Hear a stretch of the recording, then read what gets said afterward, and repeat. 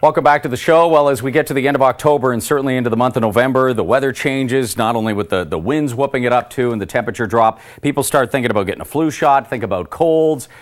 Pill popping, not uncommon this time of year, but maybe there are other things you can do to stave off the dreaded cold. And here to tell us more is Jenna Gass from TrueJoy Nutrition and Wellness. How are you? I'm well. How are you? So you're obviously a very preventative-minded person. Is that right? I'd like to think I am, yes. Yeah, I mean, you look happy and healthy. I am. And she's 91 years old. Isn't that amazing? No, but I think a lot of people, including myself, tend to go, I'll deal with it when I get it. I'll deal with it when I get it. And maybe as a society, that's what we do. Do you think so? I think for the most part, but I think a lot of us are changing our mindset. And I think that's why a lot of people are asking me questions like, what can I do to, prevent cold and flus? Right. Or when I do get a cold and flu, what can I eat or what supplement can I take that actually will, have it last for 2 days rather than 3 weeks? Okay, and you've brought a few of the items for the aforementioned. I don't know, do you want me to go in a certain order? Because the first thing that came to my mind when you talked about a supplement is zinc. Zinc, okay. The role that zinc Why did it come to your mind first? Because you hear about it, it's prevalent in the media. Lozenges, it seems to be, like lozenges, yes. yeah. Okay. So we can start with zinc. That was my one of my 6 immune boosters. So zinc, like I said, you typically find in lozenges and things like that. And that's because it really does help with the white blood cell production and regulating the white blood cells.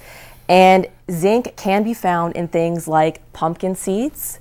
Cremini mushrooms are an amazing source. Lift that up just a bit so we can see the bottom of it. Sure. Here's the thing that I wonder, because I go in and I look at the different types that are available, and there seems to be so many variations of every single mineral or every single supplement you can buy. Does it really matter? I mean, are there certain... Different, for example, that's zinc citrate there, but different breakdowns will obviously absorb better in the body. And really the recommended daily intake is around 15 milligrams per day. However, in an acute situation, let's say you do have a cold or flu, you can go up to 60 milligrams per day. Now, does zinc also come in just general nutrition when you eat? Is there anything have zinc in it? Of course. So things like pumpkin seeds, cremini mushrooms are a really great source. Okay. And also your liver and all your kind of organ meats as well. But is it one of those things where you'd have to eat like 5 pumpkins full of seeds to feel the benefits of it? Not necessarily. I mean, just consuming... It's more than just a trace amount. Yes, I would say it is more than trace amount. I mean, just consuming it every day, sprinkling it on things or putting on your salads, making a homemade trail mix. Those are all great ways to get it in. Okay. Now, are there any other supplements of choice that you would recommend? So my other recommendation would be vitamin C. Okay. And vitamin C, when you are going to purchase a supplement, I recommend getting a vitamin C with bioflavonoids. Bioflavonoids is an antioxidant itself, and it actually helps with the bioavailability and increasing the absorption of the vitamin C.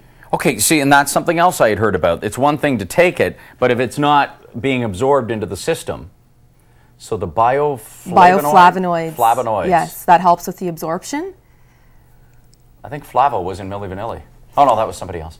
But nonetheless, that's worthwhile because if it's not getting into your system, you're losing a lot of the benefits. Exactly. So that is for health. Now, you also hear vitamin D, but that is not so much for staving off a cold in that, too. That's just for general wellness. Vitamin D is wonderful immune system as well. Okay. But I also wanted to look at the food properties of vitamin C. Okay, good. So most people think citrus when they think vitamin C. Yes. But a red bell pepper, actually contains 3 times the amount of vitamin C that a glass of orange juice would contain. You're kidding, because I never think of veggies. Exactly. I think of the vitamin C or the juice. Yeah, we always grab for that orange juice or whatever, but no, actually bell peppers are 3 times as much. And some people have a hesitancy to have too much citrus because of the acidity. Exactly. Right? So this gives you maybe an option to be able to take something like kiwi as well. Kiwis are a wonderful source too, which people oftentimes forget about. Now here's the thing though, if you're having the supplement, should you also be doing the vitamin C through natural food? Of course. Can you OD? No, is there a fear of ODing on something like that? Vitamin C is water soluble, meaning that it is excreted in our urine. But also vitamin C is stored in our adrenal glands, which are stress glands. So when we're under stress, which majority of us are with our society, unfortunately, it is depleted. And so most of us are naturally low on vitamin C because of our stress levels. Am I stressing you out right now? No. All right. My glands are full. There's no room in my stress glands. Finally, vampire is very popular right now, but you can get rid of those. Oh, yeah. With garlic. Yes. So not only that, that's just one of the benefits. That is one of the benefits. Evil people trying to bite you. What's the other?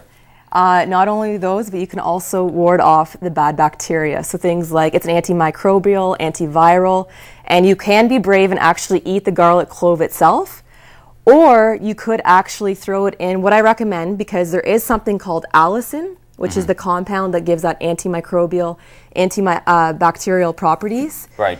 When you cook it, it actually destroys it. So we want to eat it raw.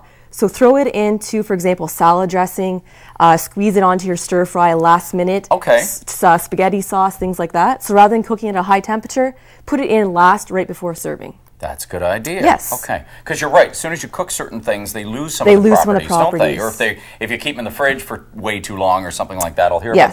about that. You mentioned, and this one, I don't know what to think, sugar. You talk about sugar not being sweet. So unfortunately, What? I don't have sugar here being, you know, go nuts and eat all this sugar to Yep. to prevent cold and flu.